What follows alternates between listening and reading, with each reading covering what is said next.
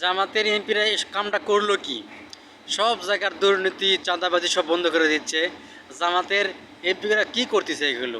এইসব চাঁদাবাজরা কিভাবে থাকবে? কেমনে এদের মানে আহার রুজি রোজগার হবে? কেমনে কি হবে? দেখেন, ওইদিকে হচ্ছে এনসিপির হচ্ছে দক্ষিণাঞ্চলের যে এমপি হয়েছে হাসনাত আবদুল্লাহ, ওর এলাকায় একেবারে নিষিদ্ধ করে দিয়েছে চাঁদাবাজ, মানে একবার নিষিদ্ধ। সাধারণ জনগণকে বলে দিয়েছে এইসব চাঁদাবাজকে ধরতে পারলে ধরে বেঁধে রেখে থানায় ফোন দিবেন।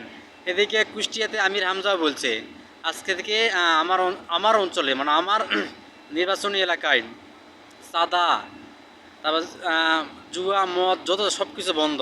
মানে এরা কাজটা করলে কি?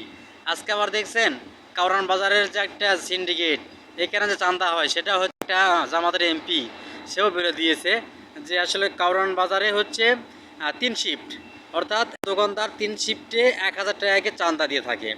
তার মানে কি, এক শিফট আসবে 1000 টাকা দিবে। তাহলে কারণ বাজারে নাকি মোটামুটি 1000 দোকান আছে, তাহলে 1000 দোকান যদি প্রতি শিফটে 1000কে টাকা দেয় 3 শিফট দিনে, তা চিন্তা করা যায় এখানে দিনে কত টাকা চাঁদা ওঠে।